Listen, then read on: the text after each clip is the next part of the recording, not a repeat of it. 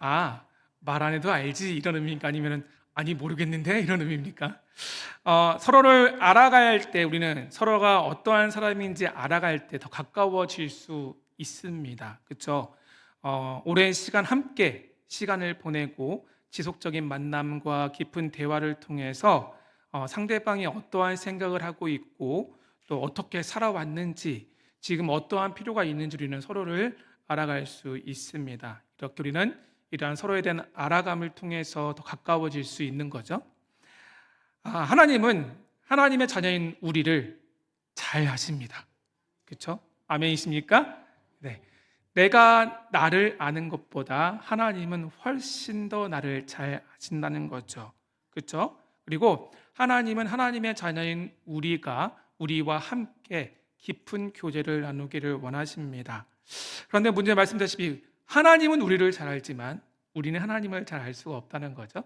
그래서 하나님은 범죄 타락한 인간이 하나님을 알 수 없기에 수많은 하나님의 계시를 통해서 직접 자신을 드러내시는 방법을 통해서 특히 우리가 지금 가지고 있는 특별 계시인 성경을 통해서 하나님이 어떠한 분이시고 하나님이 우리 삶 가운데 어떠한 일을 행하고 계시는지에 대해서 직접 보여주셨습니다.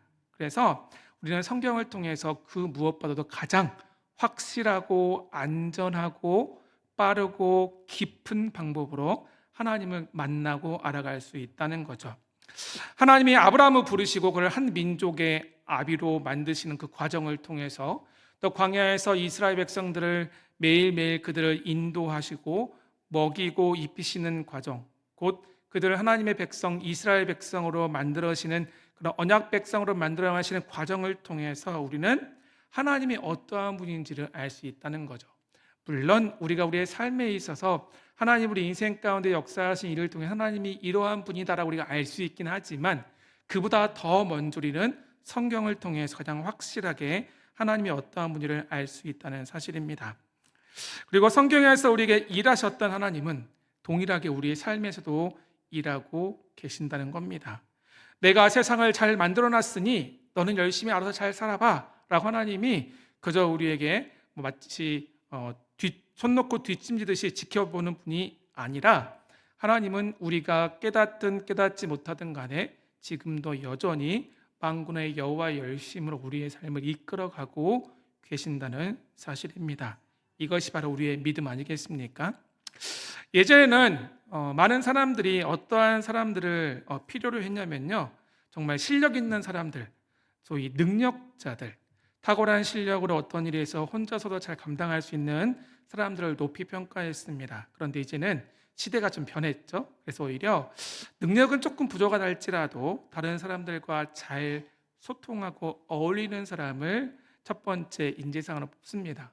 실제로 보게 되면 기업에서도 이제 새로운 직원을 뽑을 때 첫 번째 가장 높이 평가하는 요소가 무엇이냐면 바로 소통 능력이라고 합니다. 과연 그 사람이 다른 사람들과 어떻게 잘 소통하고 하나를 만들어갈 수 있는가, 이것이 중요한 포인트라고 얘기를 합니다. 다시 말해서 시대가 변해서 동역의 가치를 알고 다른 사람과 동역할 줄 아는 사람, 함께 일할 줄 아는 사람들을 이 사회도 원한다는 거죠. 그런데요, 우리 하나님도 마찬가지입니다. 제가 말씀드렸잖아요. 성경을 보게 되면 하나님이 과연 어떠한 일을 하셨는지를 우리는 성경을 통해 깊이 발견할 수 있는데, 성경을 보면 하나님은 혼자 일하지 않으셨습니다. 하나님은 능력이 무한하시기에 충분히 뜻하시고 계획하신 일을 스스로 혼자서 모든 것을 다 하실 수 있지만 하나님은 결코 혼자 일하지 않으셨어요. 심지어 창조 또한 삼위 하나님께서 동역하셨다는 거죠. 그렇다면 우리를 향한 구원 계획도 마찬가지 아니겠습니까?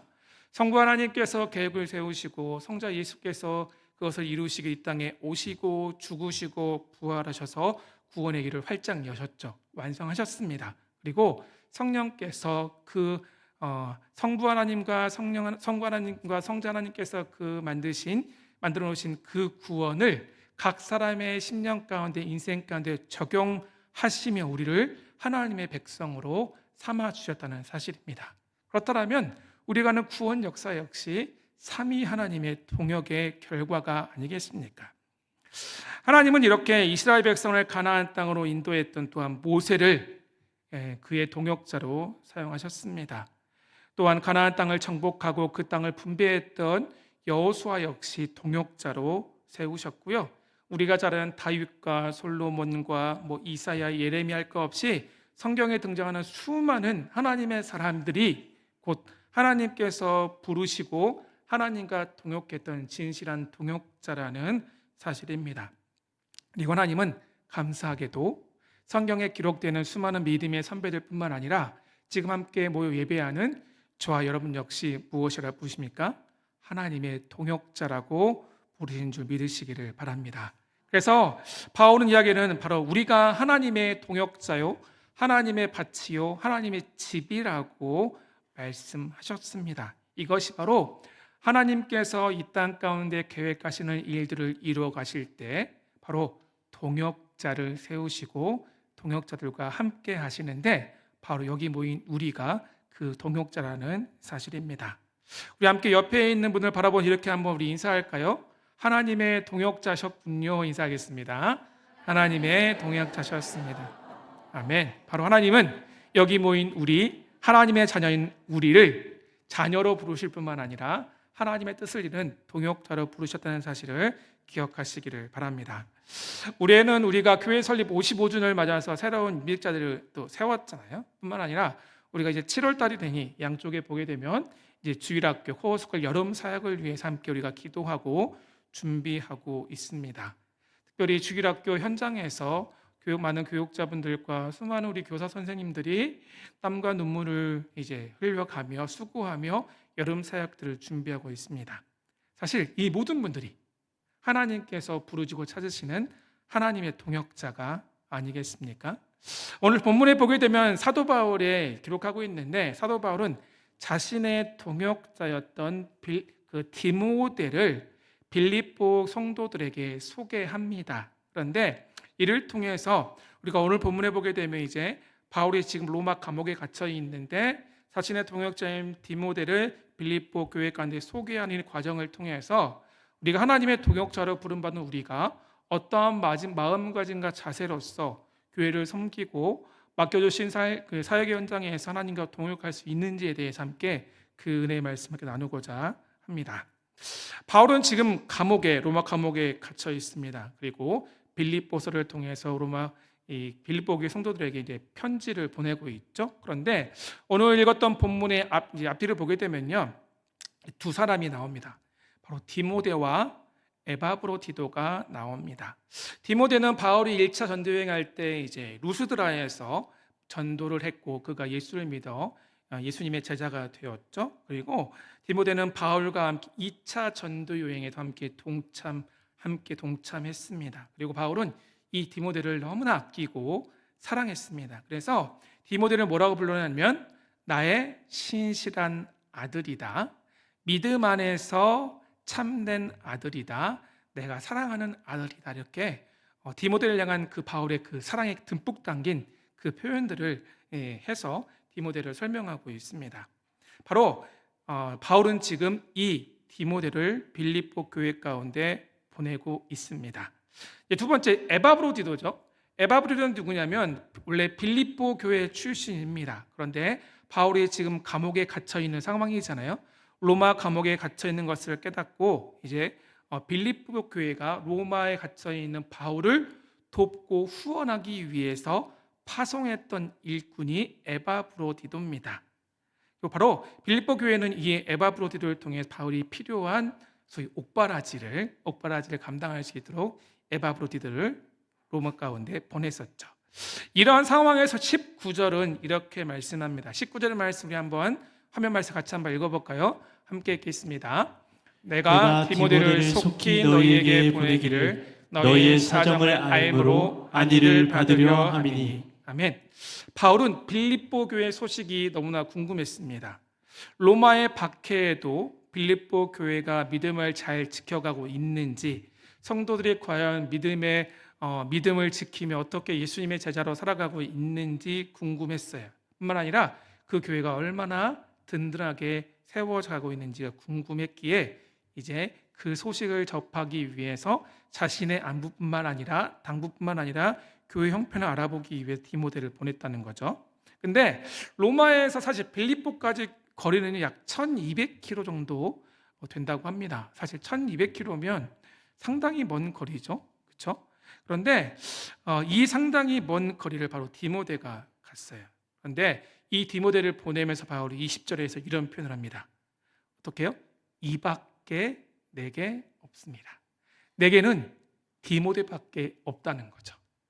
그 먼 빌립보 교회 가운데 정말 디모데를 보내면서 빌립보 교회 성도들에게 내 진심을 전하고 또 교회를 형편을 잘 돌아볼 수 있는 사람은 내게는 누구밖에 없다? 디모데밖에 없다라고 바울이 고백하고 있는 거죠.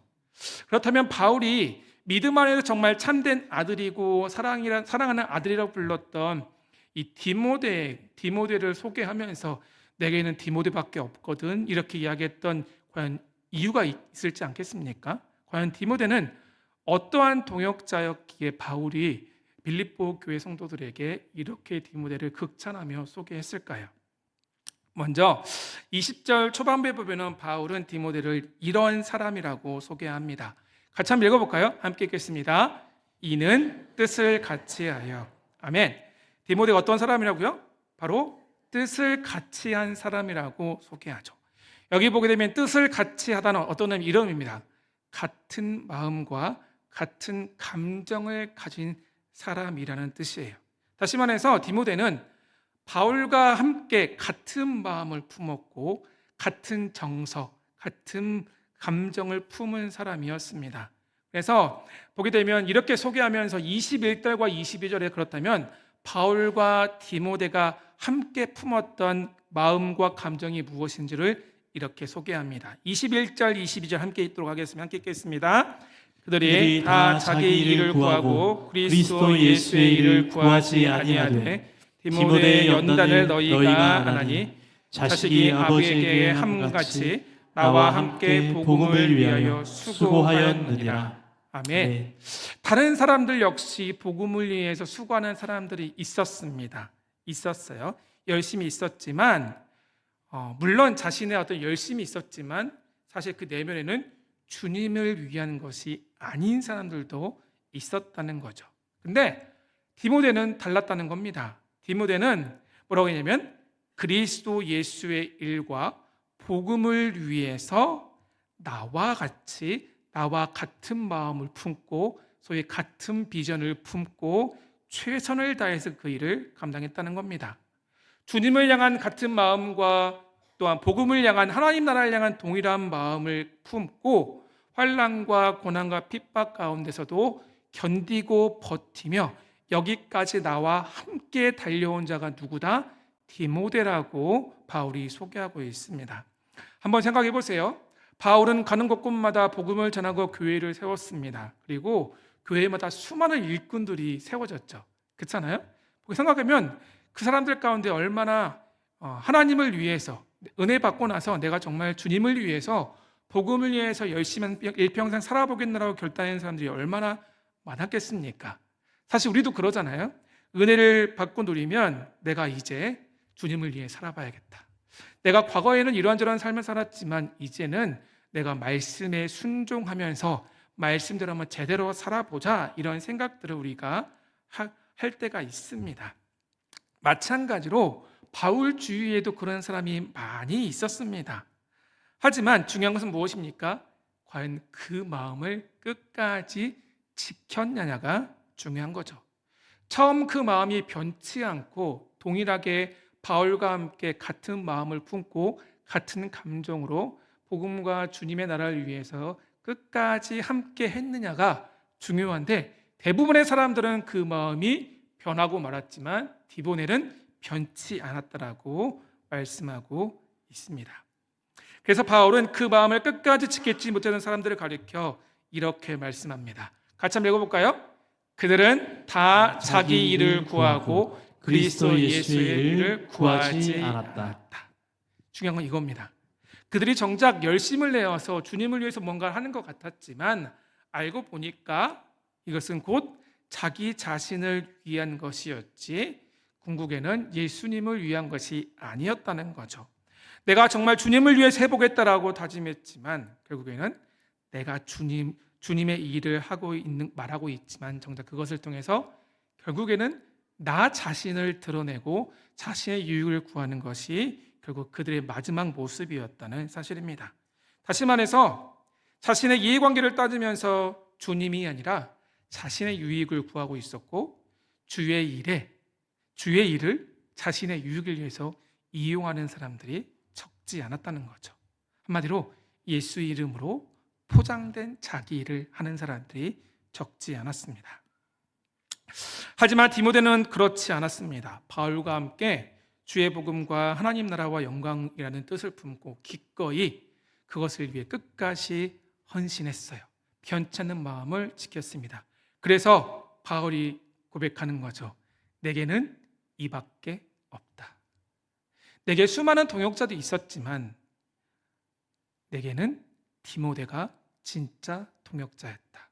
디모데밖에 없다라고 빌립보 교회 가운데 그를 소개하고 있습니다. 그럼 우리도 한번 생각해 보셔야 돼요. 사실 여기 모인 우리 역시 열심히 있지 않습니까? 그렇죠? 하나님의 은혜를 알고 누리고 있는 사람입니다. 내가 그래도 다른 건 몰라도 주님을 위한 일이라면 나름 믿음을 가지고 결단하고 헌신하고 수고하고 있다라고 우리는 생각합니다. 그런데 과연 우리는 처음 그 마음을 얼마나 유지하고 있는지 스스로 점검해 봐야 합니다. 혹시 교회 안에서 내가 직분자로서 어떠한 사명을 감당하고 있는데 그 사명을 잘 감당하면서 하나님 나라와 하나님의 영광 이외에 다른 것을 추구하고 있다면 소위 쉽게 얘기해서 혹시나 하나님의 나라와 영광이 아니라 내 이속을 생각하고 있다면 주의 일을 구하지 않고 다른 일을 구했던 자들과 우리는 다르지 않다는 사실입니다. 제가 그래서 항상 훈련할 때 훈련생들에게 그런 얘기합니다. 교회에서 하나님의 은혜 이에 다른 것을 구하지 말라고 제가 당부를 드립니다. 교회 공동체를 하나님이 사랑하시고 제물된 교회인 이 거룩한 교회 공동체를 자신의 이익을 추구하기 위한 수단으로 이용하지 말라고 제가 신신당부를 드립니다. 다시 말해서 예수의 십자가의 복음 앞에 우리는 한번 스스로 점검해 봐야 합니다. 내가 정말 처음 다짐했던 그 마음 그대로 오직 주의 복음과 십자가를 위해서 주님과 하나님 나라를 위해서 내가 그 마음을 지켜가며 주님이 부르신 동역자로서 그 마음가짐과 자세를 지키고 있는지를 한번 점검해 볼 수 있기를 주의 이름으로 축원합니다. 다시 한번 십자가 복음 앞에서 우리 자신을 새롭게 하고 주의 나라와 하나님의 영광을 위해 섬기겠나라고 우리의 몸과 마음가짐을 새롭게 할 수 있기를 주의 이름으로 축원합니다.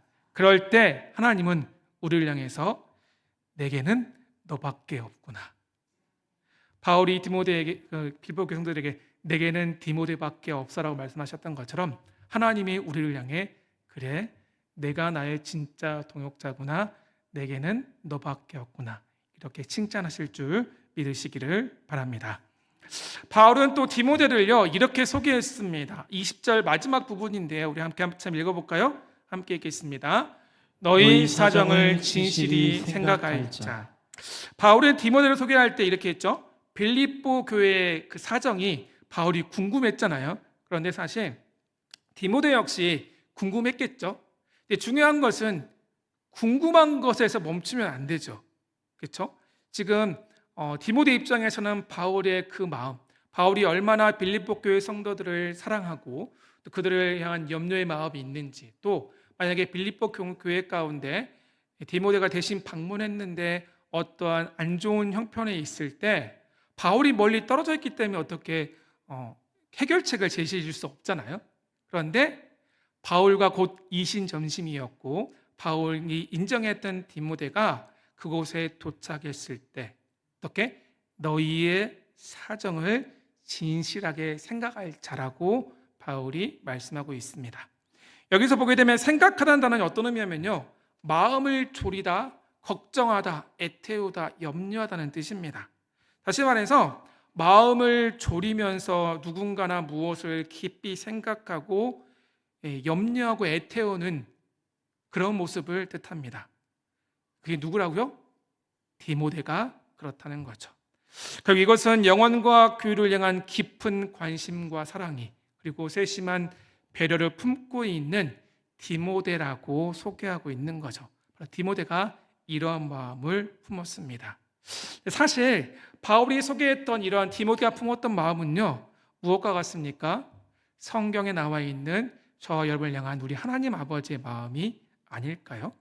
우리 주님의 마음이 이렇지 않을까 생각해 봅니다. 죄 때문에 하나님과 멀어진 인간을 구원하시고 사셨던 하나님 아버지의 그 긍휼하심과 그 마음, 목자 없는 양과 같이 방황하는 사람들을 보시고 불쌍히 여기셨던 그들을 생각하시고 염려하셨던 우리 주님의 마음이 바로 이 마음이었거든요. 우리가 자주 부르는 찬양이 있습니다. 좀 더 설교 후에 부를 텐데요. 찬양의 가사 중에 이러한 가사가 있습니다. 조금 길긴 한데 우리 같이 한번 읽어볼까요? 우리 함께 읽어보도록 하겠습니다. 아버지, 당신의 마음이 있는 곳에 나의 마음이 있기를 원해요. 아버지, 당신의 눈물이 고인 곳에 나의 눈물이 고이기 원해요. 아버지, 당신이 바라보는 영혼에게 나의 두 눈이 향하길 원해요. 아버지, 당신이 울고 있는 어두운 땅에 나의 두 발이 향하길 원해요. 나의 마음이 아버지의 마음을 알아 내 모든 뜻 아버지의 뜻이 될 수 있기를, 나의 온 몸이 아버지의 마음을 알아 내 모든 삶 당신의 삶 되기를. 하나님께서는 동역자라고 부르시는 우리에게 필요한 마음이 바로 이것이라고 말씀하셨습니다. 한 영혼을 구원하시기 위해서 그를 위해 가슴 졸이며 기도할 수 있는 마음, 그가 아직 예수를 알지 못하기 때문에 그것 때문에 안타까워하고 슬퍼하고 애타고 그리워하는 그 아버지의 마음을 먼저는 누구에게? 바울의 참된 동역자였던 디모데에게 부어주셨고, 또 하나님은 우리를 향해 너 역시 하나님의 동역자다라고 말씀하시는 우리에게도 이미 이 하나님 아버지의 마음을 부어주신 줄 믿으시기를 바랍니다.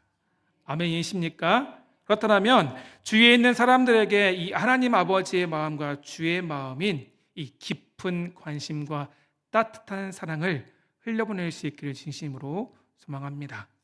새로운 직분자로 세움을 받으셨습니까? 그렇다면 이 아버지의 마음으로 주님의 몸된 교회를 세우는 일에 헌신하시기를 바랍니다.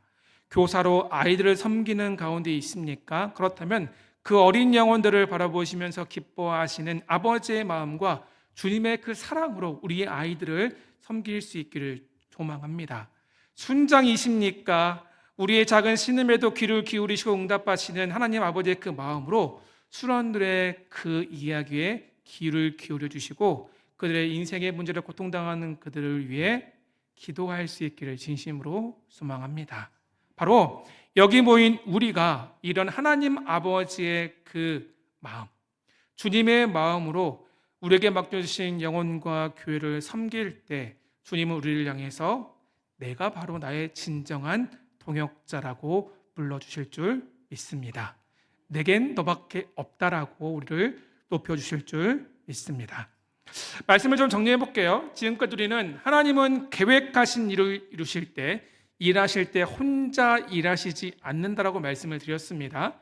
하나님은 그때그때마다 하나님의 동역자들을 부르시고 그들을 통해서 일하신다고 말씀을 드렸어요. 그리고 오늘 본문에서는 바울은 자신의 찐 동역자인 디모데를 소개하고 있습니다. 그러면서 하나님의 동역자는 자기의 일을 구하는 것이 아니라 복음과 하나님 나라를 위해서 나와 같은 마음으로 함께 동참하는 자라고 말씀드렸어요. 그리고 하나님 아버지의 마음과 주의 마음으로 영혼과 교회를 향한 기쁜 사랑과 관심을 가지고 일하는 자가 동역자라고 말씀을 드렸거든요. 그리고 우리 또한 하나님께서 각자에게 맡기신 자리가 있거든요. 그렇잖아요? 굳이 다 말씀드리지 않았지만 교회 구석구석에서 여러분들이 이미 그 일을 감당하고 계시는데 우리가 하나님이 인정하시는 찐 동역자로서 우리가 그 일을 정말 감당할 때 우리는 반드시 두 가지 사실을 먼저 마음에 기억해야 합니다. 첫 번째는 바로 이것입니다. 함께 읽어볼까요? 함께 읽겠습니다. 주님을 위해서 일하지 말고 주님과 함께 일하라. 주님을 위해서 일하지 마십시오. 참 아이러니하죠? 주님을 위해서 일하지 마시고 주님과 함께 일하실 수 있기를 소망합니다. 우리가 사실 내가 주님을 위해서 뭔가 해보겠다 우리의 열심이 우리 안에 가득 찰 때가 많습니다. 그렇다 보면 우리의 열심과 열정이 지나쳐서 결국은 어떻게 됩니까? 주님보다 앞설 때가 너무나 많다는 거죠. 그렇게 되면 우리는 실수하고 넘어집니다. 우리의 섬김과 수고를 통해서 오히려 사람이 세워지고 사람이 사는 것이 아니라 다른 사람이 상처받고 넘어질 때가 많다는 거죠. 하지만 우리가 이러한 열정이 아니라 바로 우리 주님과 함께 주님께서 인도하시는 대로 주님께서 열어주시는 대로 주님이 주신 능력과 은혜로 주님과 함께 그것을 감당해 갈 때 하나님은 우리를 통해서 반드시 일하실 줄 믿으시기를 바랍니다. 마찬가지로 우리는 혼자가 아니거든요.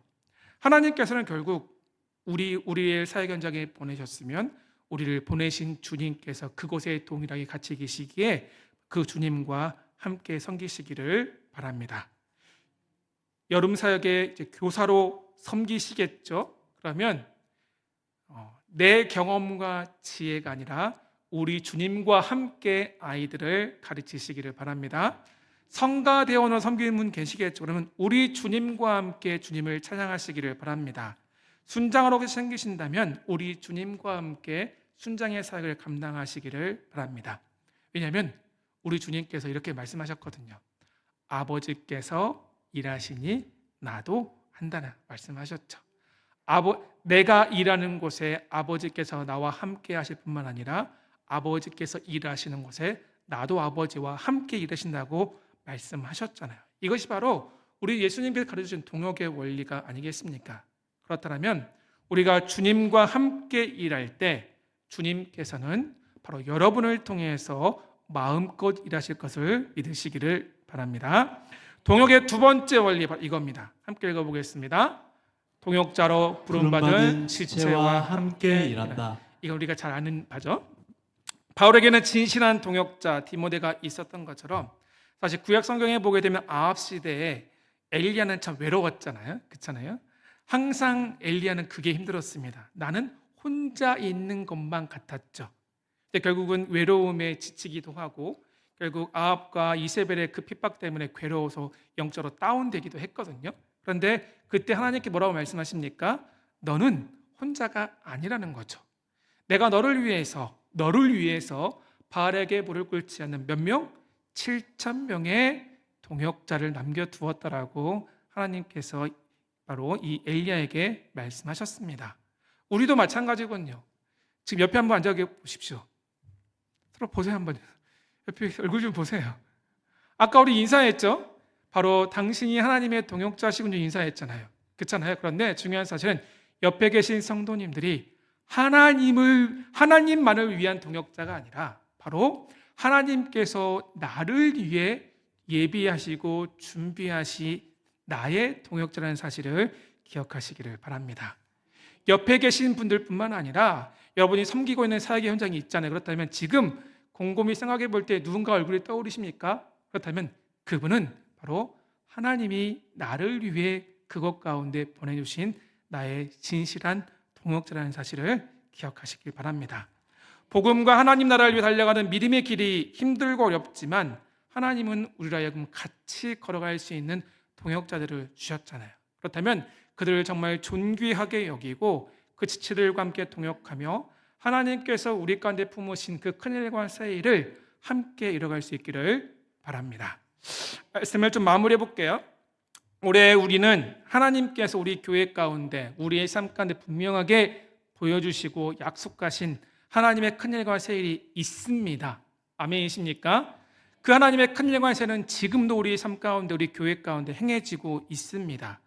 바로 하나님의 뜻을 온전히 알고 하나님과 함께 일할 저와 여러분을 그 동역의 현장에 부르셨다는 사실이죠. 먼저는 하나님의 동역자를 불러주셨습니다. 그렇다면 동역자로 부름받은 우리는 같은 뜻과 같은 마음을 품고 주의 복음과 하나님 나라를 위해서 하나님의 영광을 위해서 함께 달려갈 수 있기를 진심으로 소망합니다.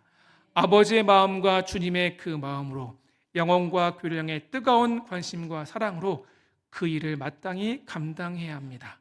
나 혼자 외롭게 나밖에 없어가 아니라 주님은 믿음의 동역자를 통해서 우리가 함께 그 일을 감당케 하시고 그들과 함께 하나 되어서 우리가 감당해 나갈 때 하나님은 우리에게 약속하신 그 큰 일과 세를 올 한 해 여러분의 인생 가운데 우리 교회 가운데 반드시 이루실 것을 믿으시기를 바랍니다. 이런 믿음과 기대감을 가지고 섬김의 자리에서 특별히 우리 여름 사역 앞두고 있죠? 코어스쿨 여름 사역 가운데 한 마음으로 동참하시는 주의 몸된 성남제일교회와 하나님의 찐 동역자 되시기를 주의 이름으로 축원합니다. 같이 우리 찬양할까요?